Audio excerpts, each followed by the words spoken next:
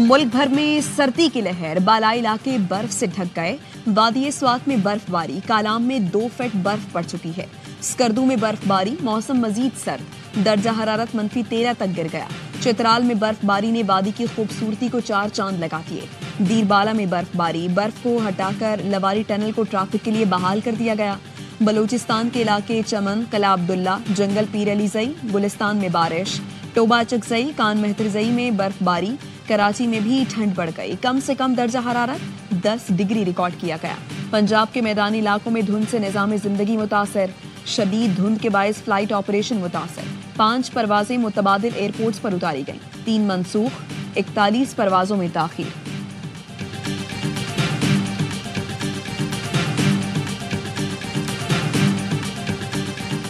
National action plan पर अमल दरामद से मुतालिक एपेक्स कमेटी का इजलास आज वजीर आजम हाउस में होगा। इंसदादे दहशतगर्दी के ऑपरेशंस के नताइज पर भी गौर होगा। पाक अफगान सरहदी उमूर और खवारजियों के खिलाफ ऑपरेशंस का मामला भी जेर बहस आएगा। इंटेलिजेंस और कानून नाफिज करने वाले इदारों के सरबराहान ब्रीफिंग भी देंगे। इजलास में अस्करी क़यादत भी शरीक होगी।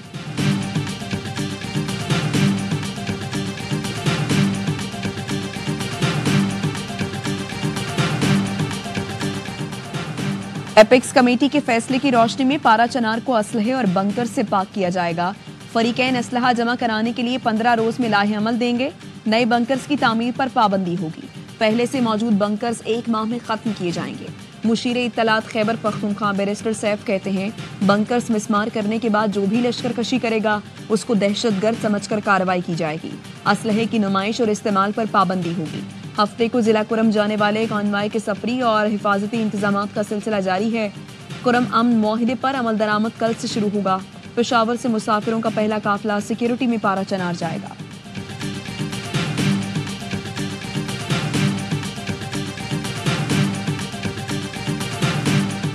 ATC इस्लामाबाद ने डी चौक एहतजाज के 13 मुकदमात में 250 मुल्जिमान की जमानतें मंजूर कर ली।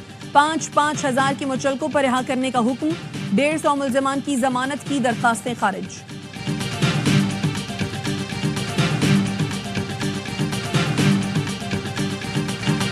हुकूमत और PTI में खुशगवार मुज़ाकरात। PTI का बानी समेत तमाम कारकुनों की रिहाई और 9 मई 26 नवंबर वाकयात पर जुडिशल कमीशन का मुतालबा।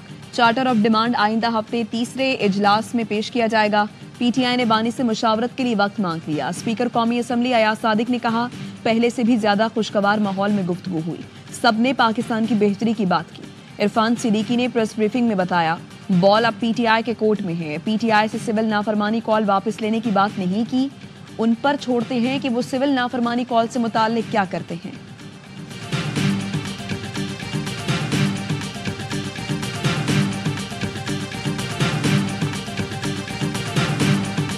पर एक पॉइंट है हमारे असीरान, जिसमें वज़ीर आज़म इमरान खान साहब हैं, उस पर शाह महमूद कुरैशी साहब हैं, उस पर डॉक्टर यास्मीन राशिद साहिबा हैं, जाज चौधरी साहब हैं, मियाँ महमूद रशीद साहब हैं, उमर चीमा साहब हैं, हसन खान न्याजी साहब हैं। लोग हमारे जेलों में, उनकी रिहाई। हमारे 2 कमीशन हैं, 9 मई के और 26 नवंबर के। टीम है गवर्नमेंट की, उनको बताया।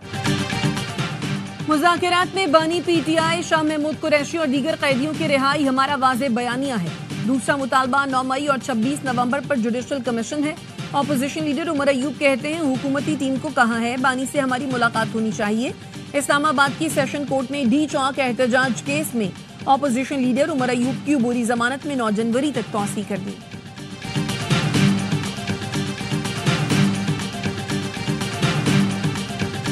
अगर जो है वो इस तरह के बलवाइयों के लिए, इस तरह के लोगों के लिए अगर एक मतलब रिलीफ मिलेगा तो फिर आई एम सॉरी, फिर 9 मई इस मुल्क में बार बार होगा, ये आप देखेंगे।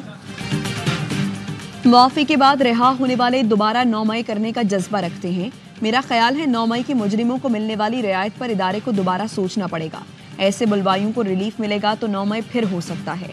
वज़ीर इत्तलात पंजाब अस्मा बुखारी कहती हैं, ये सिर्फ बानी PTI को रिलीफ दिलाना चाहते हैं। बानी जेल में देसी मुर्गियां खाते हैं, उनकी खिदमत के लिए और क्या रह गया है।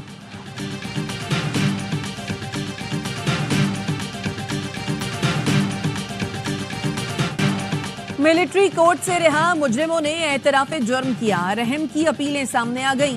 मुलजिम मोहम्मद बिलावल हुसैन ने कहा, 9 मई में मुलव्वस होना बहुत बड़ी गलती थी, माफ़ी की दरखास्त कबूल की जाए। जाहिद खान ने कहा, रियासत के खिलाफ अपने गलत कामों पर शर्मिंदा हूँ। सईद आलम ने भी शर्मिंदगी का इजहार करते हुए रहम की अपील की। मोहम्मद सुलेमान ने एतराफ़ जुर्म करते हुए हुकाम के साथ मुकम्मल ताउन का वादा किया। मोहम्मद इलियास ने कहा, 9 मई को बाज़ अफराद ने गुमराह किया, अपनी गलतियों की जिम्मेदारी लेता हूँ। यासिर नवाज ने रियासत और रियासती इदारों के खिलाफ लोगों को उकसाने का एतराफ़ करते हुए हुस्न सलूक और नरमी की अपील की।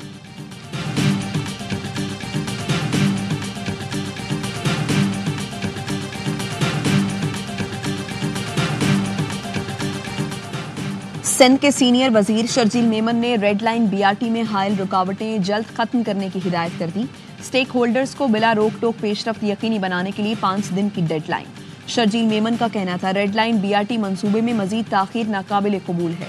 हमें टाइमलाइन से पहले काम मुकम्मल करना होगा। 24 घंटे काम यकीनी बनाया जाए।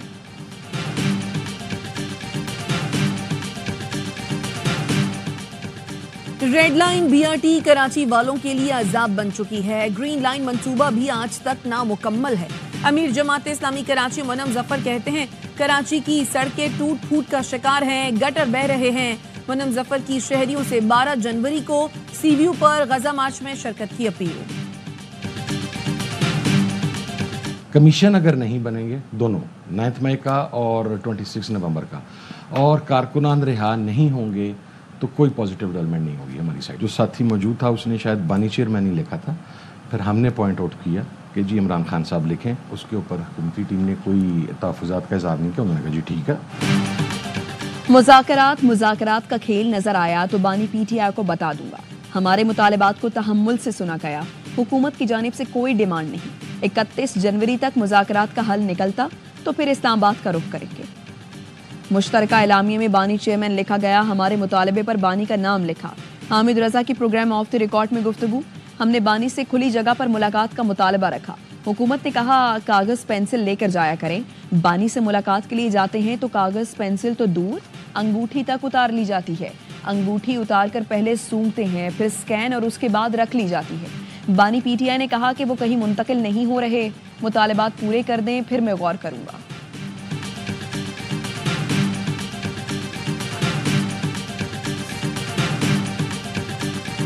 आपको लगता है कि एस्टैब्लिशमेंट की बैकिंग है गवर्नमेंट के पास? उनकी आबादी के साथ ये सारा कुछ हो रहा है। देखिए, जब मुज़ाकरात के लिए कमेटियां बनी हैं तो जाहिर बात है रवैया तो ऐसा है कि मसाइल का हल चाहते हैं। जो भी यहाँ पे फैसले होंगे इमरान खान की मर्जी से होंगे, इमरान खान के अहकामात के मुताबिक होंगे। खान साहब कह रहे हैं बिलवास्ता ऑफर आई है, उनको भिजवाया जाए बनी गाला। खुल के अभी बात इसमें नहीं कर सकता हूँ। मुज़ाकरात को एस्टैब्लिशमेंट की हिमायत हासिल है। जो भी होगा बानी की हिदायत के मुताबिक होगा। वजीर आला केपी अली अमीन गंडापुर का कहना है, मुज़ाकराती कमेटियां बनी हैं तो रवैया ऐसा ही है कि मसाइल हल हों। जो बातचीत होगी वो सबको बताएंगे। क्या बानी पीटीआई बनी गाला में शिफ्ट हो जाएंगे? इस सवाल पर गंडापुर बोले, जो कुछ होगा आपके सामने रखूंगा। खुशगवार माहौल में गुफ्तगू हुई है। अली अमीन गंडापुर साहब ने बड़ी अच्छी तजावीज़ दी, दिल खोल के बातें की है। रवैया तो कमाल था आज, उन्होंने तो बहुत मुस्बत और बड़ी जो है वो रेलेवेंट बातें की हैं। ये तमाम चीजें कभी तो ठीक होनी थी। मुझे लग रहा है कि आज वही वक्त है, सब कुछ ठीक होगा। आज वो बिल्कुल डिफरेंट उनका रवैया भी था और बड़े सॉफ्ट थे और उन्होंने बड़ी पॉजिटिव बातें की। हुकूमती अरकान अली अमीन गंडापुर के नर्म रवैये पर हैरान। अयाज सादिक ने कहा, अली अमीन गंडापुर ने खुलकर और अच्छी बातें की। राना सनाउल्लाह ने बताया कि बहुत मुस्बत बातें हुई। अली अमीन गंडापुर ने कहा कि मामलात बातचीत से हल होने चाहिए। राजा परवेज अशरफ ने भी कहा, अली अमीन गंडापुर बिल्कुल मुख्तलिफ नजर आए, बड़े सॉफ्ट थे, उन्होंने बड़ी मुस्बत बातें की।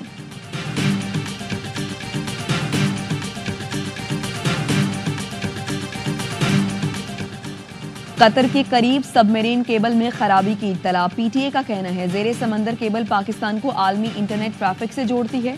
पाकिस्तान में इंटरनेट और ब्रॉडबैंड सार्फिन को मसाइल का सामना करना पड़ सकता है।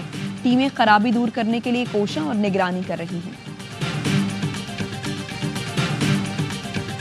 Pakistan will always remain a strong voice for peoples under foreign occupation and oppression for the realization of their right to self-determination. We are convinced that cooperative multilateralism with the UN at its core is the best way of tackling the multifaceted challenges of today.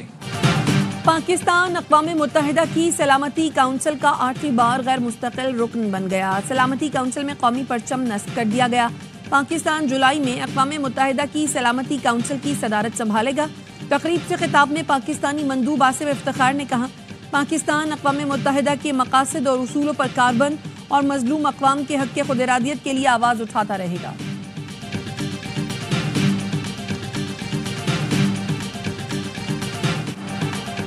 जनूबी Korea के army chief समेत गिरफ्तार 2 फौजी अफसरान पर बगावत के इल्जामात के तहत फर्द जुर्म आयद कर दी गई। आर्मी चीफ पर बगावत और ताकत के गलत इस्तेमाल के इल्जामात पर फर्द जुर्म आयद की गई। जनूबी कोरिया के आर्मी चीफ पाक आंसू और लेफ्टिनेंट जनरल क्वाक चुंग को तहकीकात के दौरान हिरासत में लिया गया था।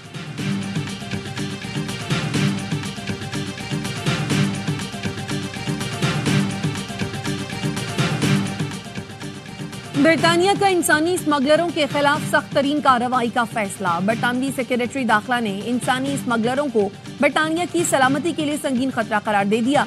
कहा, इंसानी स्मगलिंग में मुलव्वस लोगों पर सफर करने, मोबाइल फोन और लैपटॉप के इस्तेमाल पर पाबंदी लगाई जाएगी। माली मामलात तक रसाई रोक दी जाएगी। किसी किस्म की तिजारत या कारोबार नहीं कर सकेंगे।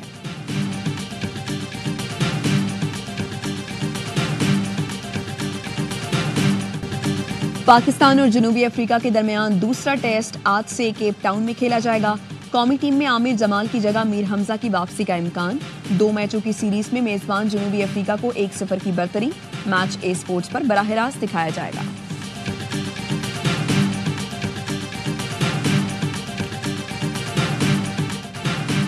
एक खिलाड़ी को आप पूरा साल नहीं खिला सकते, हमें व्हाइट और रेड बॉल की अलग टीमें बनानी पड़ेंगी। हेड कोच आकिब जावेद की पीसीबी पॉडकास्ट में गुफ्तगू। कहा, मुसलसल क्रिकेट खेलने से खिलाड़ियों की दिलचस्पी कम हो जाती है। चैंपियंस ट्रॉफी पाकिस्तान में हो रही है। उम्मीद है टीम दोबारा चैंपियन बनेगी।